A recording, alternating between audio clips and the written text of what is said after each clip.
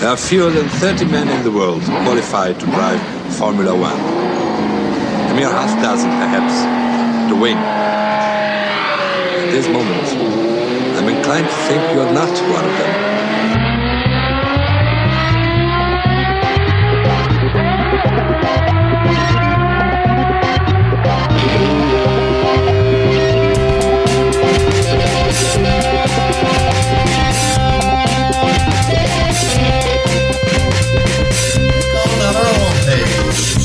No, you want to. Keep up the good work, and there you have it. There you go.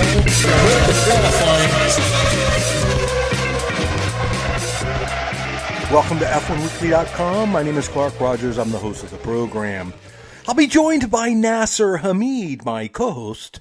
This is podcast number 1075, December 23rd, 2024. Nasser?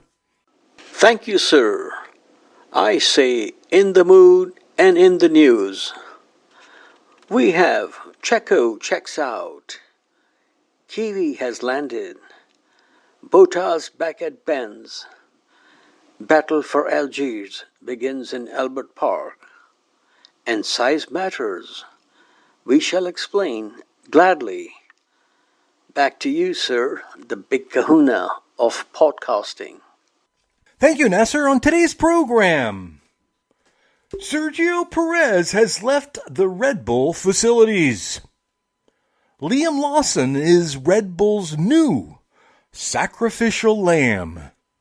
LCH has been reminded of Schumacher's return letdown, and happy holidays to all the F1 Weekly listeners. And this week's interview, French TV commentator Julien Fébreau. And you'll understand because this guy is gifted. And yes, I must remind everybody that we do need your contributions to keep this program on the air. Just click on the Support F1 Weekly tab right there on the front page. You know, you want to. Nas, happy holidays. I know you're working overtime for La Familia. So I hope you're doing well. What's really going on in F1 today? Well, Gatto is out of the bag. Checo is out of Red Bull. I don't think anyone is surprised apart from his papito. In my very humble opinion, Checo's fate was sealed when he signed the contract to be Max's teammate. We have seen this movie before, and I think sequel is coming soon. Sergio did his best, took 5 wins with Red Bull. Interestingly, all came on street circuits. He joined Red Bull in 2021. He was never in their junior program, but had established a well-deserved reputation as a solid driver, if not the next Speedy Gonzalez. The environment he was in was such that his own World Championship winning teammate would not help him to secure second in the standings. This is called ruthlessness to the max. This is what Christian Horner said to Craig Slater of Sky F1. What do you think happened to him, Dan? Has he explained to you where he lost his way and how? Does he have a proper grip on it? I think that's the thing. I think that he's not really quite sure. Of course, the car was it became more narrow in its performance window, and he struggled with that compared to Max. But obviously, such an enormous gulf in points difference between the two drivers.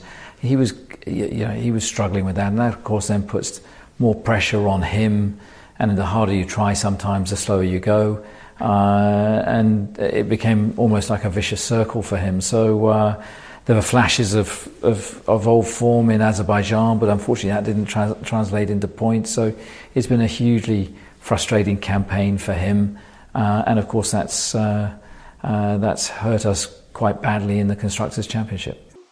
Regarding his plans for 2025, Checo has already stated he is not interested in IndyCar racing.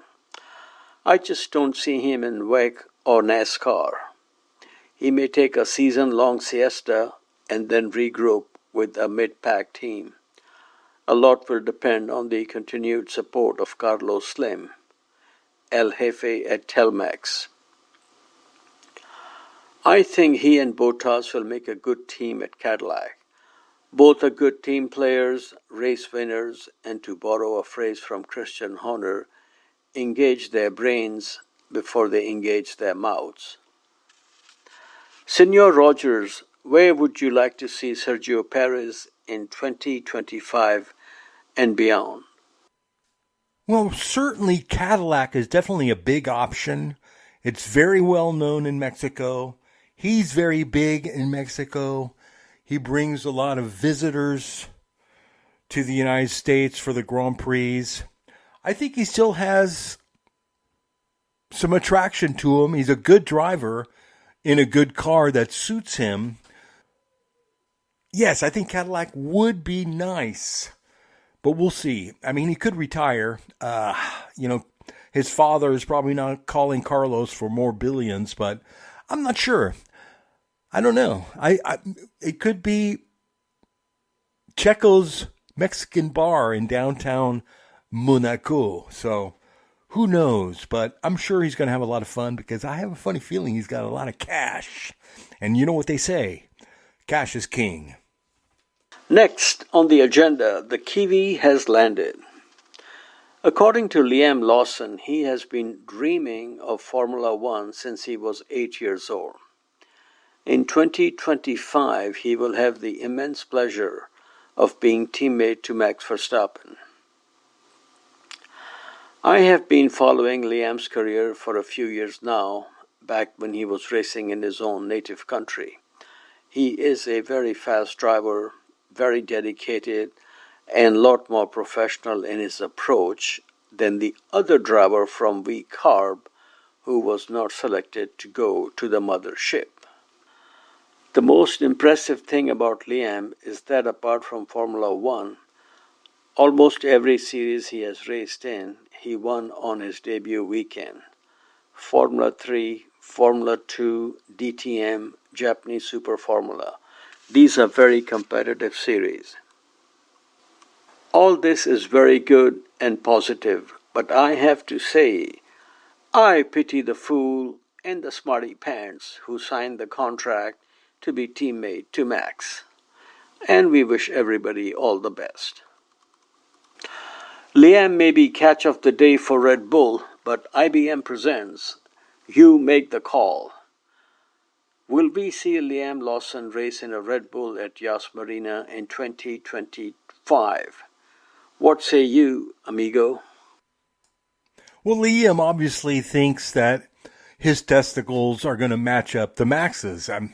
He is confident in that. He is and will be capable to keep up with Max. He's not looking at Checo, Gasly, Albon, Kvyat. He's not looking at any of these people, which is good. I think Liam, if he can just finish second behind Max, he will be extremely successful. Will get a lot of money, and that's the most you could possibly ask for. Now, you never know.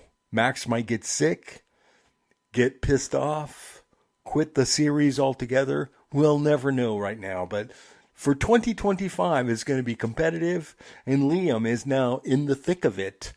And I think he can handle it. I really liked his bitching about McLaren playing the British national anthem. It was good. And that is a very valid point. So it's going to be cool. He's going to bitch more. I hope he gets used to bitching. And we have one hell of a race, especially if Aston Martin is competitive. Wouldn't that be cool? Come on, Fernando. On the other hand, there is a lot of sympathy for Yuki. He will now enter his 5th year at the Red Bull B team and will have 5th teammate in as many years. According to Yuki, he destroyed them all. He may have a point here, but there is no denying he is quick. But I think he destroyed his reputation by his demeanor in junior formulae. His favorite and most frequent message on team radio in his Formula 3 days was, "Shut up." Not much change in Formula 2, where again his speed was impressive. Racing against Mick Schumacher, who went on to win the F2 championship, he was able to get race win and pole position. In 2 years in Formula 2, Mick was never quick enough for a pole position. Very surprising. In 87 Grand Prix starts, his best finish is fourth in the 2021 Abu Dhabi Grand Prix. That race should have been sponsored by Burger King. Have it your way, Mr. Race Director. Yuki's explosive behavior has been on full global display since they arrived in Formula One in 2021. I say if he wants to be JPM, and we're not talking JP Morgan Bank here, of Japan, then more power to him. He was asked what he needs to do to get the Red Bull seat, and he had a typical Yuki response. Maybe pole position and podium in every race. He is like Mount Fujiyama, ready to explode any time. Liam Lawson is from New Zealand. They have a lot of sheep, and they are orderly. I think Red Bull made the right decision. If Yuki was taken and able to rattle the cage of Max, if that is even humanly possible, Honda would have taken him to Aston Martin with him. So, Senor, do you like Liam's promotion, or do you have a beef or mutton with Dr. Marco's decision? Thank you, Nasser. I love mutton. Keep up the good work. Well, see, I was thinking of the humorous, more interesting side. And not only that, but the get it over with and done with. Yuki, this is Honda's last season with Red Bull. And it would have been nice to see Yuki slaughtered by Max in living color. But it doesn't matter. I'll watch anybody get slaughtered by Max. It's part of the gladiator mentality we have today. But no, I feel bad for Yuki. You know, he feels like he's machismo and he should have been promoted. And you never know. I hate to think that Yuki could have been the one to compete against Mac, but we'll never know. So that's a big question in my mind. Now we move on to Bottas back at Benz. Valtteri is all peaches and herb, reunited and feels so good. Toto Wolff was one of the money men behind Bottas in his junior career. As his manager, he brought him into Mercedes Formula One team to have the immense pleasure of being teammate to Lewis Hamilton. During COVID, LCH fell sick and George Russell replaced him for one race in Bahrain. His performance in the race sealed the fate of Bottas. At Sauber, he was on the Albert Hammond program, underloved and underfed, and he wanted to go home. Home is again Mercedes-Benz as reserve driver and possible backup in case Kimi Antonelli keeps doing what he did at Monza in free practice. Now we come to something that I am really looking forward to. Battle for Algiers. With the signing of Isaac Hadjar, the grid for 2025 is now complete. The spirit of Guy Moll is back. Moll was a driver from Algeria of French heritage. He won the Monaco Grand Prix before being killed at a young age during a race in Italy. Hadjar is a French driver of Algerian descent, very quick in speed and temper. He and Sonoda will provide 2 hours of comedy every race weekend. The RB team will be Scuderia Screamers.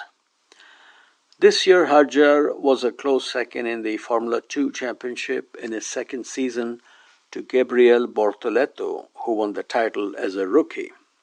Hadjar's other racing achievements include 3rd in the 2020 French Formula 4 and 4th in the 2022 F3. He and Yuki as teammates will be a lot of fun. I will miss France Toss. Both Lawson and Jager dreamed the impossible dream. Now their wish has come true, and we wish both of them all the best. We will enjoy their success and report on it gladly. But they have to be careful. The Red Bull window of opportunity is fully automated. It is not Anderson window which will keep the heat out. It starts opening after your first 3 races. The slower you are, the faster it will open, and you may be sucked out of your seat before the season is over. It's called the defreeze effect. Once upon a time, Mika Hakkinen outqualified Ayrton Senna the first time they were teammates. More shockingly, Eddie Irvine outqualified Michael Schumacher when they raced together for the first time. Can you imagine the celebration and jubilation in New Zealand if Lawson was to outqualify Max at the opening round, which will be taking place not too far from NZ or NZ? What's your opinion, sir? Can Liam do to Max what Danny Rick did to Seb? And will Isaac shaft Yuki? I guess we all know the answer, but I'm keeping it an open mind here. You never know. Max could have a bad year. He might have a hangnail at the beginning of the season. We just don't know. His wife, excusez-moi, his significant other is pregnant with their first child. So Max is going to be under a whole new set of pressures. So you never know. This is the time. If you're going to be Max's teammate, this is a perfect time, because now with a child on the way, he may change internally into this paternal instinct situation. So it's going to be fascinating. Liam can do it, but it'll have to take a lot of digging and a lot of praying. But it's going to be interesting. And you're right, Tsunoda and Isaac Ajar is going to be fantastic. Culture shocks, culture wars. There'll be screaming, hollering. I can't wait when they tell Tsunoda that your teammate is faster than you. So we've got a fun season. I mean, it's going to be great. Last year for the DRS. So I think the DRS trains are going to be worse than ever because everybody's going to be so tight and competitive. Exciting. Damn right. Now we move on to age is just a number. 2 BFFs are on the front row when it comes to answering, are you experienced? Once upon a time, they were teammates for a season. On pole is Senor Alonso at age 43, racing at the top level for over 2 decades and over 400 Grand Prix races. Still going strong, simply incredible. Sharing the front row with him at age 39, 40 next month, is Lewis Hamilton. 356 Grand Prix starts in 18 seasons, more wins and more pole positions than any other driver in Formula One history, and 7 world titles. Once again, simply incredible. At the bottom of the age grid, we have LCH replacement, the Italian Kimi. He likes to talk and is also very quick. 18-year-old when he rolls into Albert Park in March. Then we have 2 20-year-old newbies from Formula 2, Bortoleto at Sauber and Jager at V-Carb. Mr. Rogers, the old guns may run out of ammunition pretty soon. Among the young Turks, Bortoleto, Jager, Antonelli, Berman and Doohan. Who do you see as the next Pasha of performance? Well, on this, I have to go with Fernando and Mas Macho del Mundo. Fernando said that Bortoleto is an extremely talented driver, and if Fernando says that, I believe it. It's going to be fun. Unfortunately, Bortoleto will not have a competitive package. So Antonelli, as at Mercedes, they looked good till the end in 2024. They need to start looking fantastic for George and Antonelli in 2025. But once again, we have McLaren, that's going to be stirring the pot. We hope Aston Martin will be stirring the pot. Look how competitive Gasly and the Alpine was at the end of 2024. Definitely adding some intrigue. Haas, for goodness sakes, was fantastic in their climbing up the ladder. So, my goodness. The only thing that's going to get in all the way of this is, oh yes, Williams. Now they have Sainz Jr. And Sainz Jr. is definitely hurt. His feelings were hurt. And now he has to prove that everybody blew it, skipping Sainz for the top teams.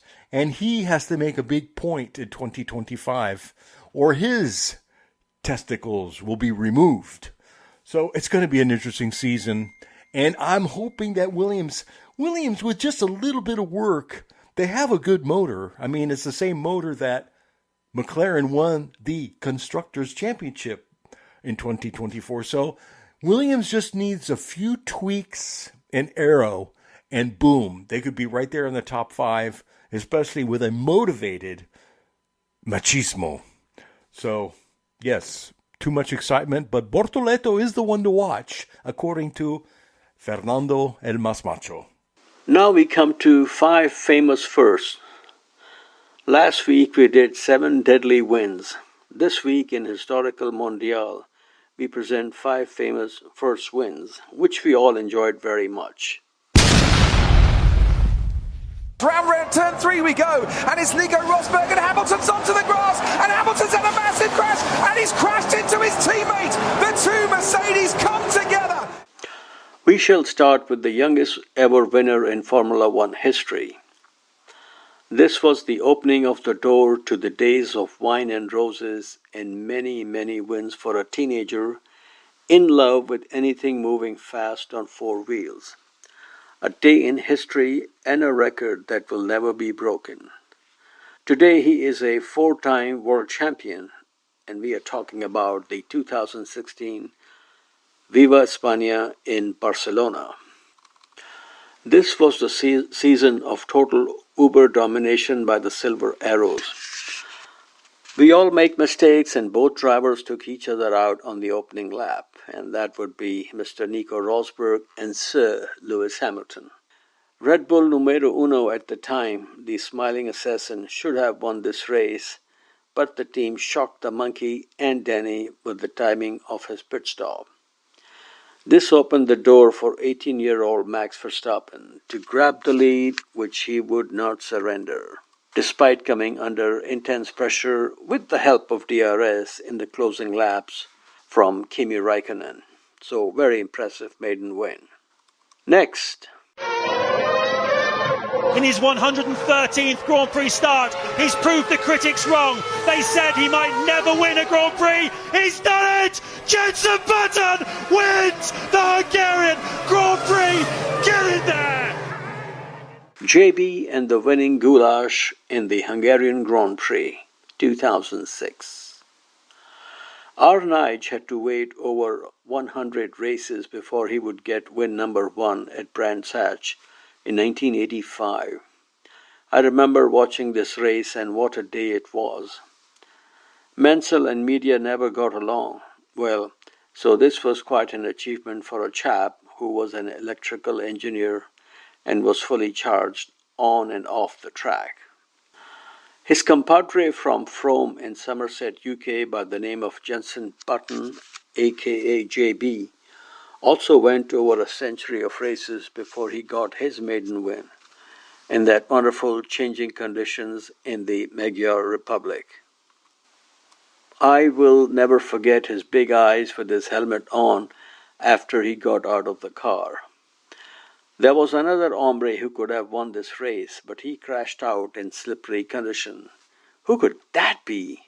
But I think the wheel was not properly fit after the pit stop, if I remember correctly.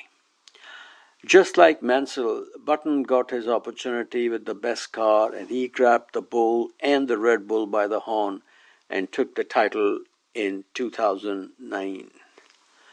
While Rubens Barrichello was wondering where was the brake pedal halfway through the season. Now we go to Monte Carlo. Trulli comes out of Anthony Noakes. He's going to see the man with the checkered flag. And Jarno Trulli is going to win his first ever Formula One Grand Prix. There is the checkered flag. Trains ran on time under Mussolini. They were slow and long under Trulli. For once in his lifetime, he had the tunnel vision and beat his teammate at mile 7 Renault to win the 2004 Monaco Grand Prix. According to Chief Engineer Pat Simmons, Trulli's teammate was like a cat on a hot tin roof after the race. He felt his cage had been rattled, sign of things to come. As would turn out, the Monaco Grand Prix victory in 2004 was the first and final for Jarno. And by the way, Jarno Trulli is named after a very famous Finnish motorcycle racer, Jarno Saarinen, who was killed in a crash at Monza in 1973. Next we have... In 2012, we had 4 from 4. It's now going to be 5 out of 5. Another different winner. A new winner in Formula One. It's Pastor Maldonado. Over the years, Formula One has seen fire and rain. But the Latin fire seen on May 13, 2012, around the hills of Barcelona will live in infamy. Man on a mission all the way from Maracaibo in Venezuela was none other than everyone's favorite, Crashado, also known as Pastor Maldonado. LCH was stripped off his pole position, so numero uno on the grid for the race was Maldonado. But the local muy macho hombre took the lead at the start, which did not surprise anyone. But what surprised everybody was to find Senor Maldonado in the lead after the pit stop sequence. And even more shocking and surprising was he did not crash. In fact, he beat Machismo on home soil, and Kimi the Iceman was third. That photo of Kimi and Alonso holding up Maldonado on the podium is one of my all-time favorites. Absolutely beautiful image and one for the ages. And I may see Pastor if he's racing at Daytona 24-hour next month. And folks, finally we come to the Monaco Grand Prix of 1972. And this one even has the right background music. Jean-Pierre Beltoise blasts out of the second row right at the start to take the lead, leaving a rooster tail of water as a slap in the windshield to the other 24 entrants. Veteran race drivers dispute the adage that oil and water don't mix, and the figure skating of many cars on the wet, oily Monaco circuit would bear them out.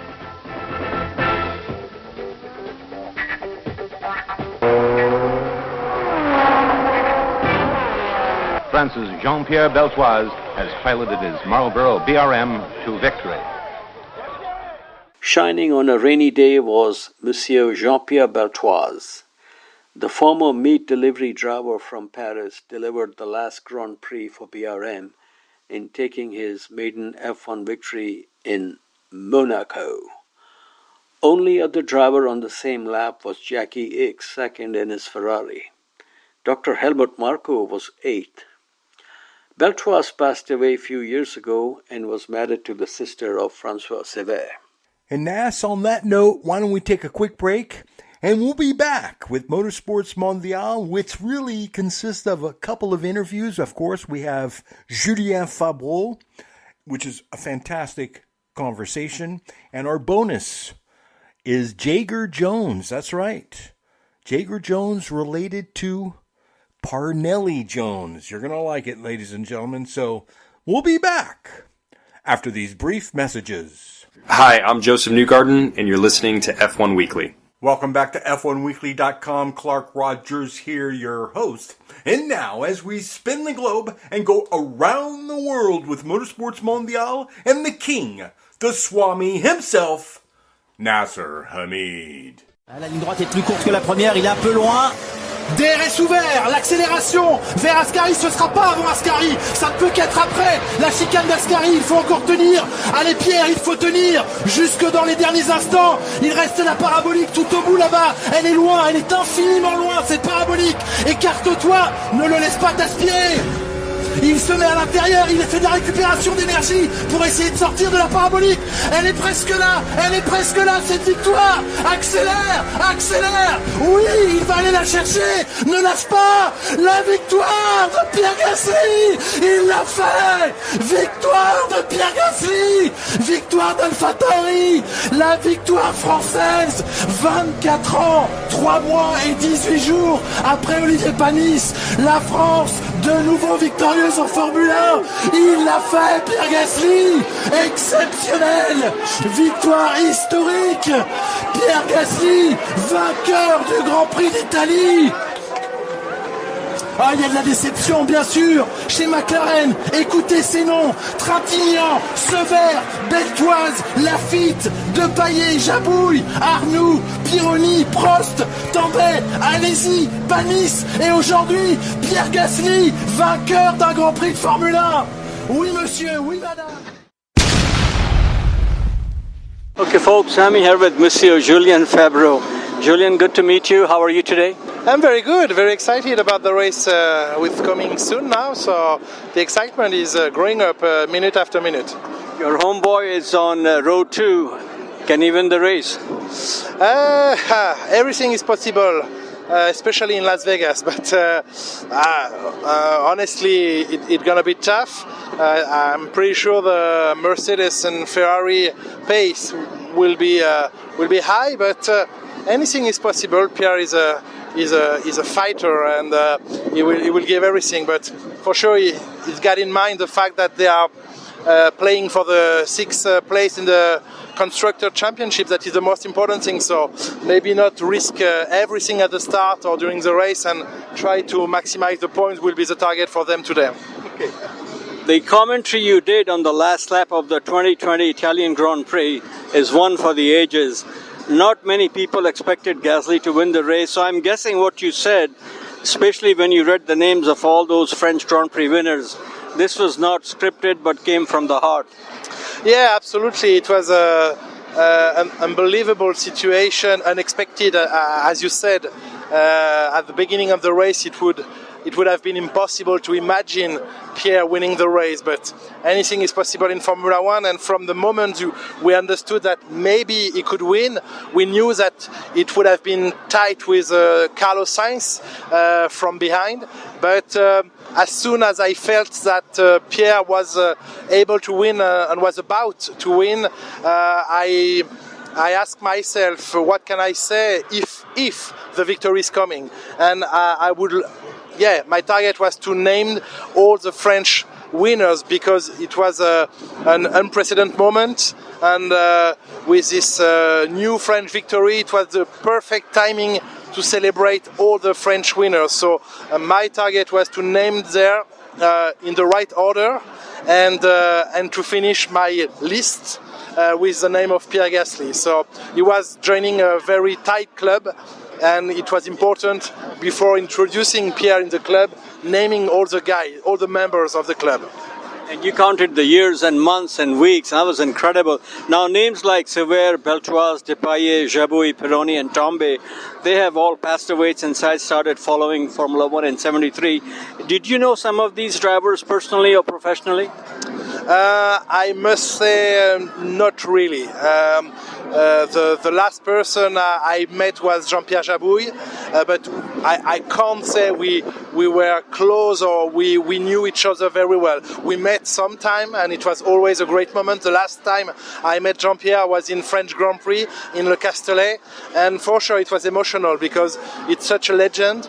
He achieved such great things for Renault, for the French motorsport world, and but no, I'm too young, but I know them, and I know what they achieved, and it was unbelievable at that time. They took such big risk driving those cars in the 70s, in the 80s, and my admiration for them is no limit. Well, speaking of Jabouille, we all know what happened at Dijon-Prenois in 1979. Question is, if that race has taken place, do you think both these drivers would have been banned for life? I mean, what Jean-Pierre did in Dijon is unbelievable. It was the first victory for Renault, and the shame is everybody remember what happened behind him. Yeah. And when you ask people about Dijon, people say, "Oh, Pironi Villeneuve," and when you ask them, 99%, no, not 99, but maybe 90% are unable to say who is the winner. And maybe some will say Pironi or Villeneuve. No, there was a guy in front, and it was Jabouille. So yeah, he made histories in his own way. Yeah. Okay, now the very first Grand Prix took place in France in 1906. What are the chances of the race coming back on the calendar, and which track would you like to see as the home of French Grand Prix? For sure, we need a French Grand Prix. We deserve a French Grand Prix. I mean, France and motorsport, France and automotive are so linked that it's unbelievable that we don't have a Grand Prix right now. But we all know that there is so many topics and so many things involved to have a Grand Prix. So for sure, I desperate want to see a French Grand Prix back in the calendar. I hope it will happen soon or later. I hope soon. I don't know. There is a great track in France. Manicourt was a fantastic place for sure, but Le Castellet is also an interesting one. And I don't want to say I don't care the track, but I mean, first I want a French Grand Prix, wherever it is. Now the link you are talking about will sadly be broken when Alpine goes Mercedes engine. How has this gone down with French racing media and fans? You mean the situation with Alpine? I mean, Mercedes engine. Yeah. I mean, first of all, it's sad for Viry-Châtillon's people at the engine factory because they are so talented and they deserve maybe something different. But it's a tough environment. Performance is the number one topic and the number one reason for Alpine and the Renault Group to be involved in Formula One, and they take very pragmatic decisions. So they study the situation, they compared for sure different numbers, and at the end they took this decision. So I hope they took the right decision and they will have some success in the future. But for sure, French engine is something big. They created most of the part of the most incredible engine in history. And let's see what could happen in the future. Okay, Alain Prost remains the first and only French world champion so far. Do you think Isaac Hedjar would be the next French world champion? Isaac is such a talented driver. I don't know, because even when you are a great driver, you need to get all the planet in line to maybe hope of something good. And for sure, he's got the talent. Helmut Marko and Red Bull trust him very much. Maybe it will be in Formula One next year. I hope so. Finger crossed. It's impossible to answer the question. But regarding his personality, his character, his talent, his skills, I think he's got everything to be world champion. But you need many other things. So only the future can say the truth. I understand you arranged a flight in a Rafale fighter jet for Charles Leclerc. Yeah. How did that go, and is he now convinced something can be more exciting than a Ferrari Formula One car? I don't know if it's more exciting. It's a different kind of excitement, but for sure I was so pleased to organize and to create that documentary with Charles. This is a documentary that I think about for maybe 10 or 15 years. I always wanted to organize something with a fighter jet and Formula One. And when I had a dinner with Charles in Australia after the Grand Prix on Sunday, and when I asked him, would you like to jump into a fighter jet like the Rafale? And he said, what? Is there any possibility for real? I say, let me check, but maybe we can do something. And finally, after that, he was so convinced, so he wanted it so much that it was finally pretty easy to organize, even if we had a lot of stuff to put together. But we enjoy 48 hours together, and he had two unbelievable flights. The first flight was 3 hours 22 minutes, which is a very long flight, and the day after almost 3 hours. So he spent a lot of time in the Rafale, and he was able to pilot and to have the command, and he had great fun. I know it will remain a great memory for him, for me also, for everybody involved in the project. Okay, in the years you have been covering Formula One, I'm sure you have interviewed a lot of drivers. Who were easy to deal with and who were problem child? As I would like to call them, the buttheads. We need some dirty laundry, please. Honestly, I have almost had only good memories and only good drivers, a nice driver. For sure with French driver, it's always easy because we know them personally for long, and whether it's Romain Grosjean, Pierre Gasly, Esteban Ocon, for sure Jules Bianchi was such a nice guy, and I will remain very close to his family, and Jules is always in my heart, as much as Antoine Hubert. So we have a close history with those boys. I know them since they're kids and in go-karts. So when they arrived in F3, F2 and F1, I already know them pretty well, so we are very linked. But also with Sebastian Vettel. Sebastian Vettel is someone fantastic. Daniel Ricciardo, Max Verstappen. People think that Max is arrogant or not a good guy. He's a really good guy, very polite, very well educated. So I always had good memories with Max also. And there is some few drivers that it was not easy to work with. Ralf Schumacher was not easy to work with. Paul Di Resta was not such a smiley guy, but we never had problems. But there was not a warm relation, but it's okay, no problem. Between Ocon and Gasly, who's more popular in France? I don't know. They are close in a way and different in personality, but no, I think they are very appreciated. You just have to look at the people reaction after Brazilian Grand Prix. In France, everybody was very happy for both of them. So people were gonna prefer Pierre, others were gonna prefer Esteban.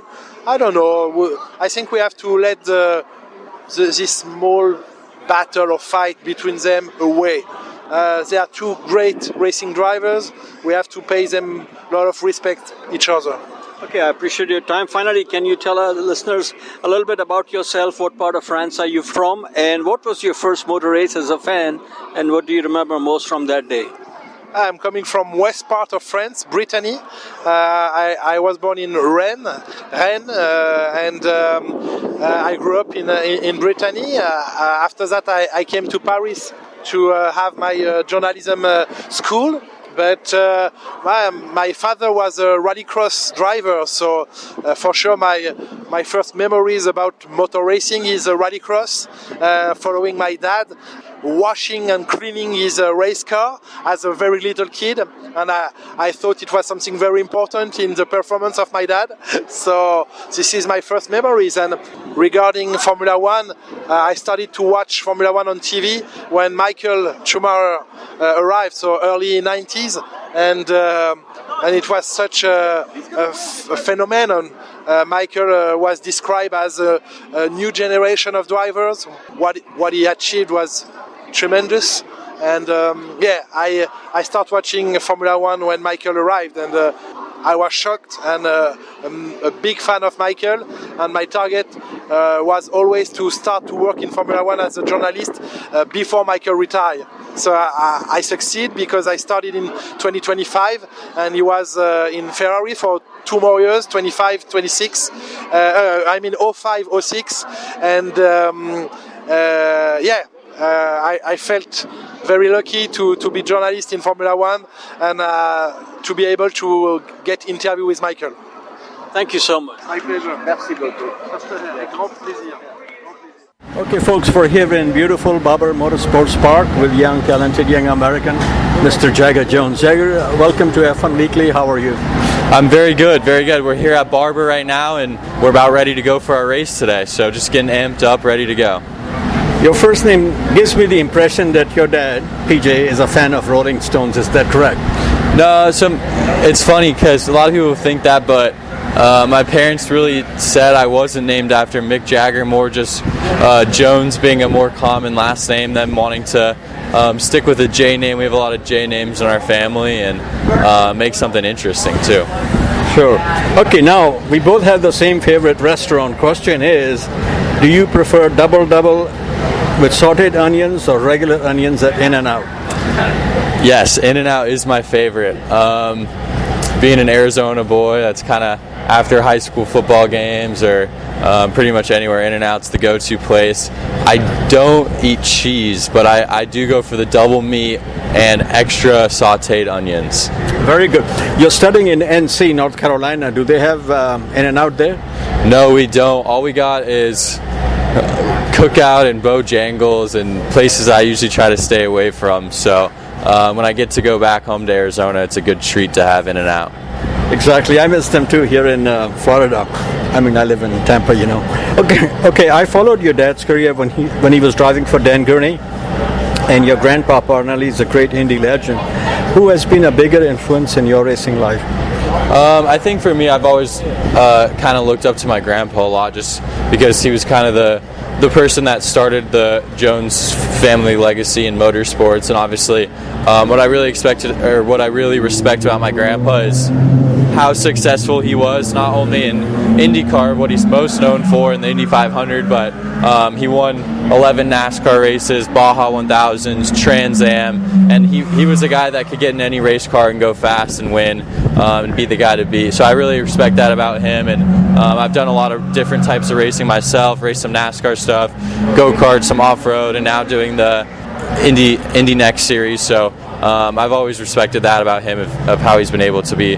He's such a diverse driver. Yeah, he's very well respected outside the U.S. also. Okay, your racing goals are Indy 500, Daytona 500, Baja 1000, Dakar, and Le Mans 24-hour races, plus the Daytona.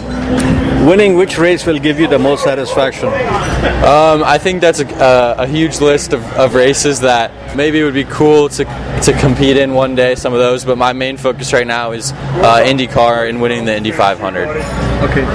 How come no love for Formula One, which we love so much in the palatial studios of F1 Weekly? When I was younger, I had dreams. I raced in karting. I went over in Europe and raced in some karting stuff, and F1 was always a thought, but as an American, it's pretty tricky to make that happen. I think you have to move over to Europe very young, and after I did some race there in Europe, I came back and kind of started doing some NASCAR stuff. So I think kind of F1 for the most part was out of the question. I think you kind of have to be on a very step-by-step path from a young age, and that's not really what I did when I was younger.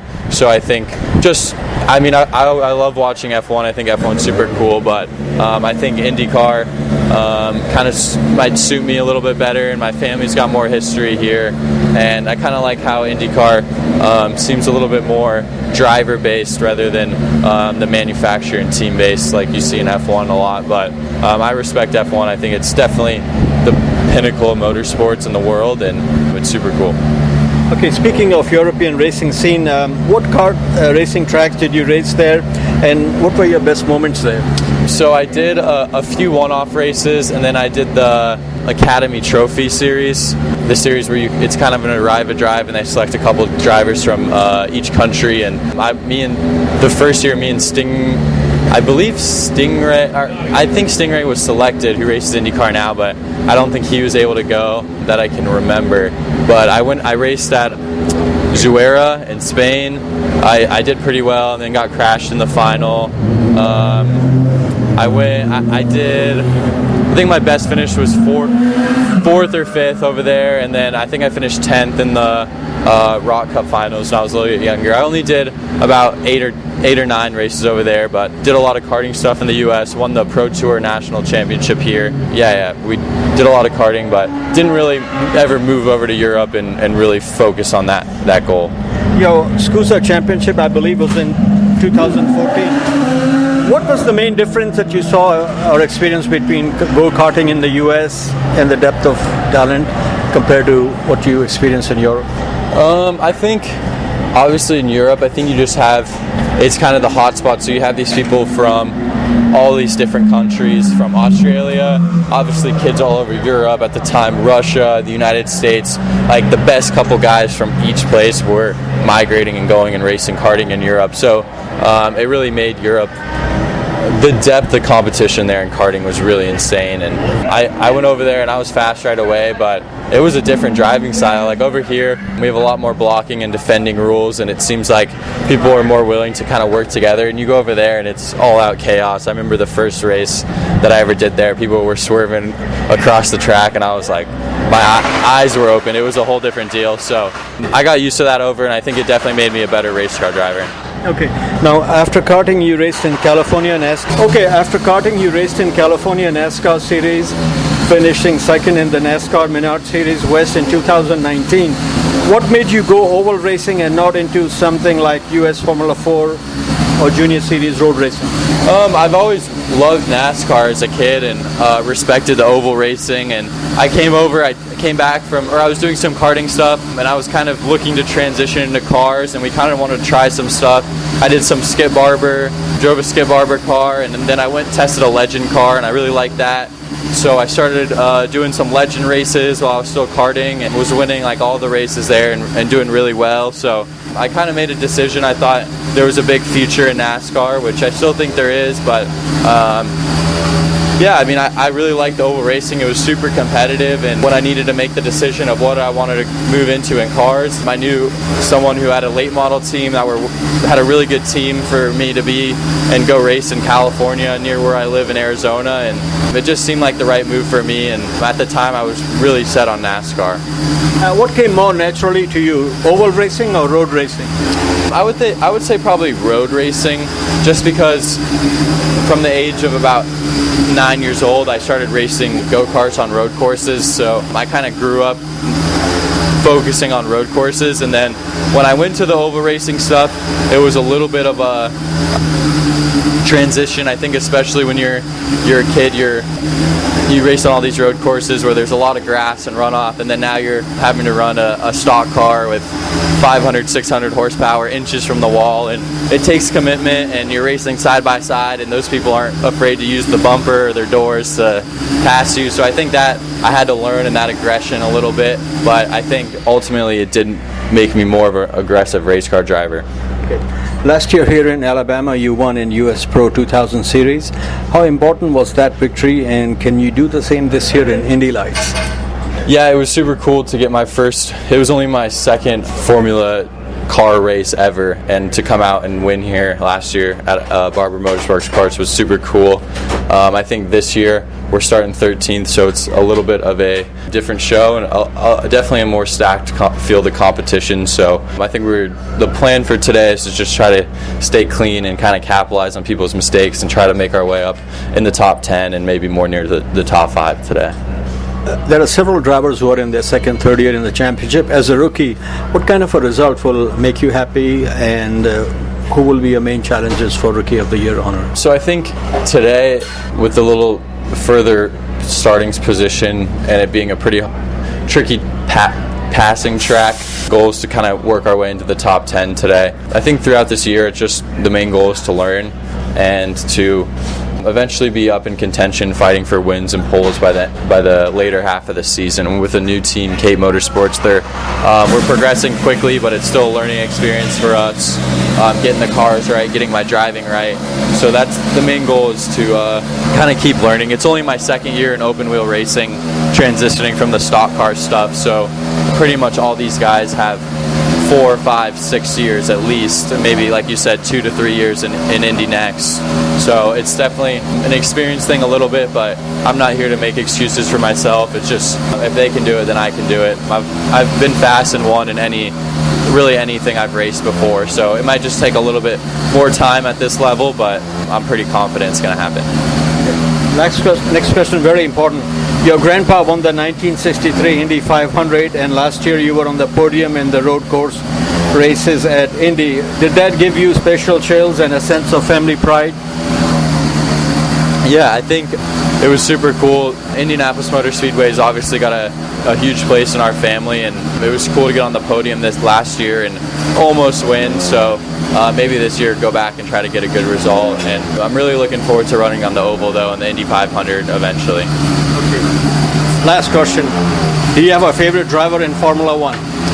In Formula One, I would say, I know he's not necessarily the fan favorite, but I really respect Max Verstappen.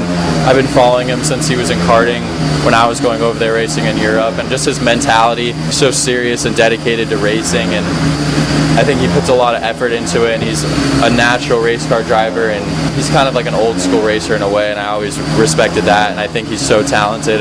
He's someone I kind of watch and try to learn from stuff the most. Okay, thank you so much, and we wish you all the best. Thank you. Now we come to size matters. Long story short, in this segment we look at the longest and shortest tracks in Formula One these days, and this is as per current configuration. The long and winding road starts with everyone's favorite, located in a forest not far from the German border, in the land of Jackie eggs and potato chips. Spa-Francorchamps. When you talk to drivers who raced in days before Halo and Armco, the favorite is either Spa or the classic Nordschleife Nürburgring. Spa is located in the French-speaking part of Belgium and opened for business in 1921. Originally a street circuit between small towns, it is big in history and important races. The original layout even included an actual bus stop. Mr. Rogers, you were at an important Belgian Grand Prix. Please share your memories of that race and place. Ah, yes. Spa-Francorchamps. So exciting. I happened to be in Belgium for the 11th International Citroën Car Rally, which was in Rochefort, Belgium, and we were leaving that wonderful program, and we looked at each other and we said, hey, Spa is just down the road. Let's go check it out. And sure enough, 1998, Spa-Francorchamps, me, the mud, bus stop chicane, David Coulthard, and Michael Schumacher. What a glorious, glorious rainy day. I saw the beginning, the crash.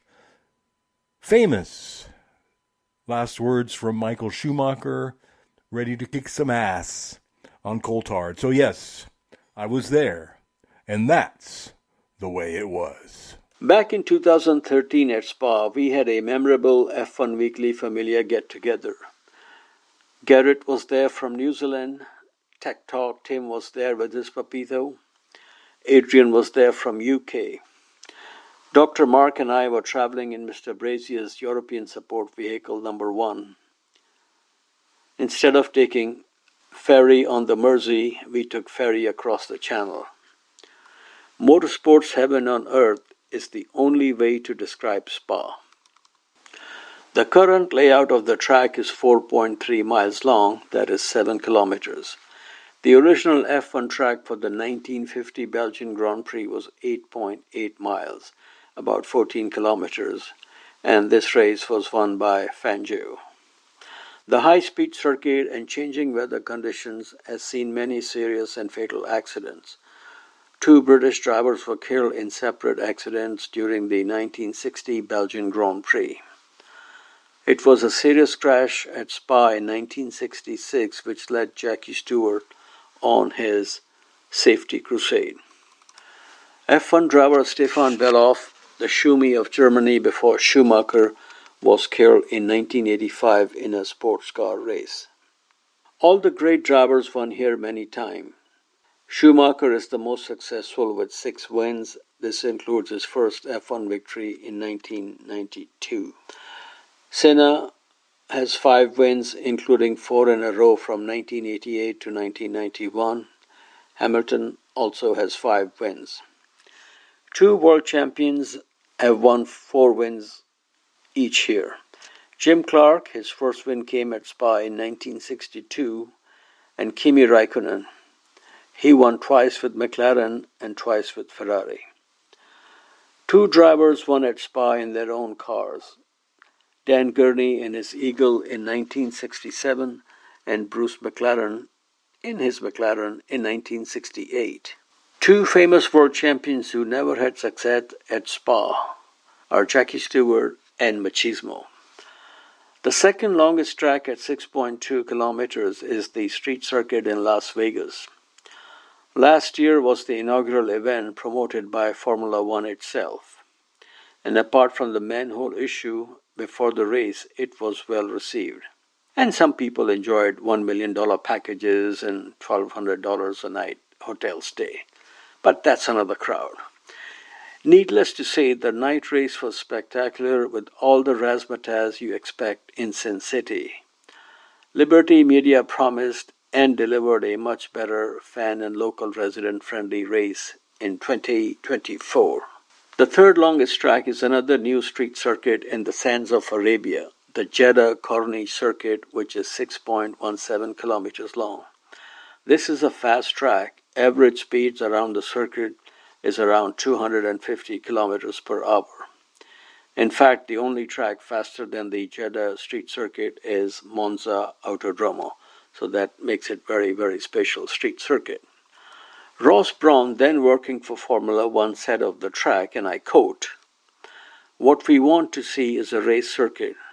We don't want Mickey Mouse circuits. We don't want those old classic street circuits with 90-degree turns.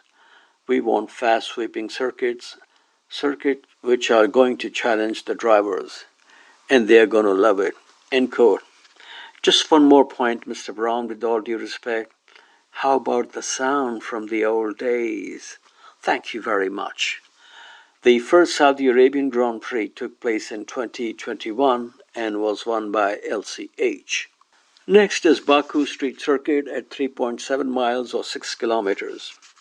In Liberty Media lingo, oil-rich states have destination cities, so Formula One landed in Baku, Azerbaijan. Of the 6 races here so far, Red Bull has won 4 times. The first race in 2017 was won by Daniel Ricciardo. Checo won in 21 and 23. His teammate Max won in 2022. Hamilton won in 2018 and his wingman Bottas won in 2019. Baku is well known for the clash of the Red Bulls, Ricciardo and Max in 2018, and Lance Stroll's first podium in 2017. And what a proud papa Lawrence was on that day. Completing the top 5 of the longest tracks is Silverstone. The birthplace of Formula One today is 3.6 miles long, or about 5.8 kilometers. 3 famous teams took their first championship Grand Prix victory at this track. Alfa Romeo in 1950 with Nino Farina. This was, of course, as we all know, the first ever F1 race. 1951, Fräulein Gonzalez from Argentina gave Enzo Ferrari his first championship Grand Prix victory. In 1979, it was Swiss timing as Clay Regazzoni wins the British Grand Prix first F1 win for Frank Williams. In 1973, American Peter Revson took his first F1 victory at this track.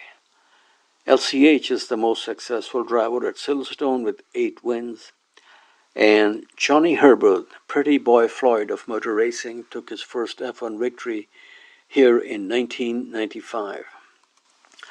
The shortest track is the street circuit in Monte Carlo, 3.337 kilometers. Grand Prix cars have been racing here for a century now. It is one of only 4 tracks today which was also on the schedule in the first season of Formula One Championship in 1950. The 1950 Monaco Grand Prix was the first F1 success for Fangio. Jack Brabham took his first F1 win here in 1959, driving a Coupe.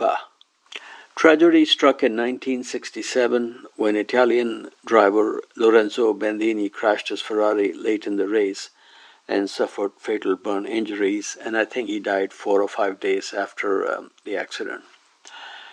Graham Hill was known as Mr. Monaco for winning here 5 times. Victory in 1993 gave Senna 6 wins, making him the most successful driver in the streets of Monte Carlo.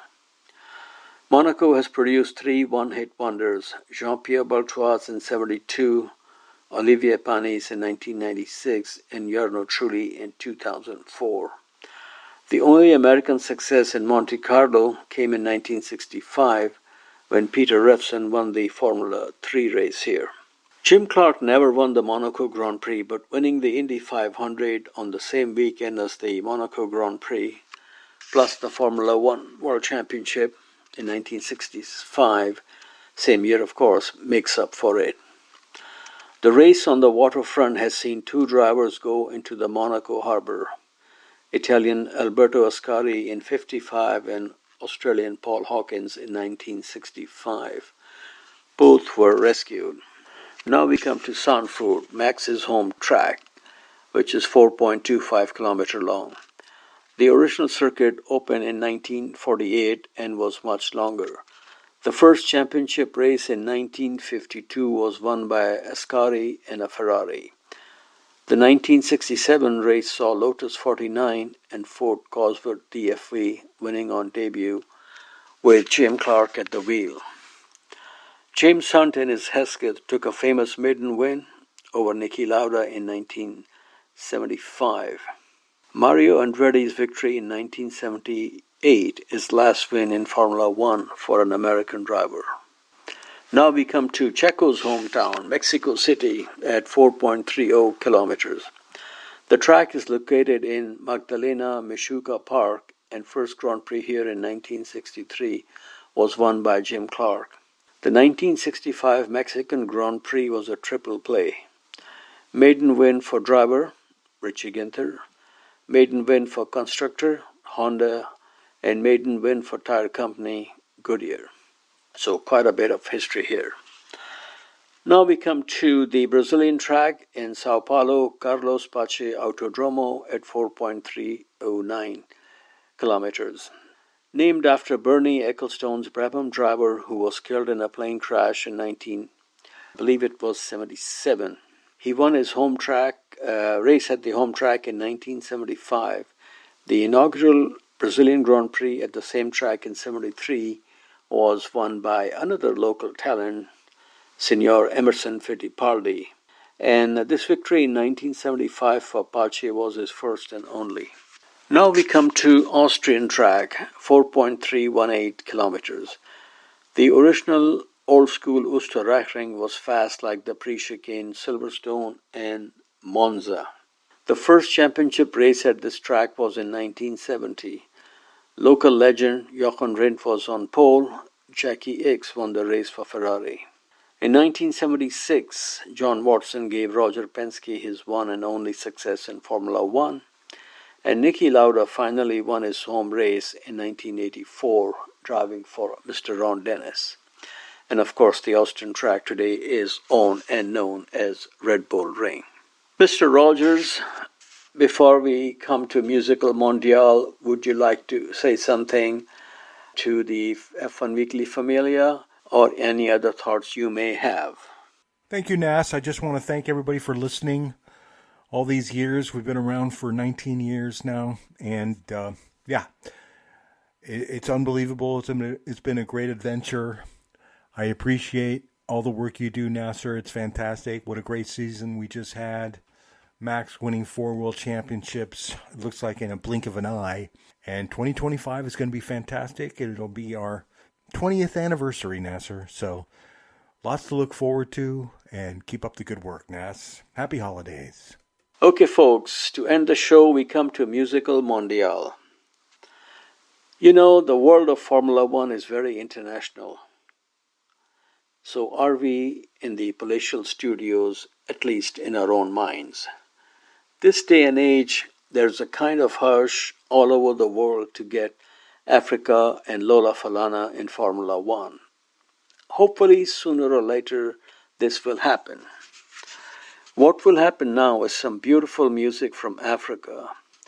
This tune came out in the 1970s. It was a huge international hit, like Oba Gangnam Style from Psy some years ago. We thank you for listening. Please enjoy Mr. Manu Dibangu from Cameroon and some Soul Makossa. Bye-bye. Good night.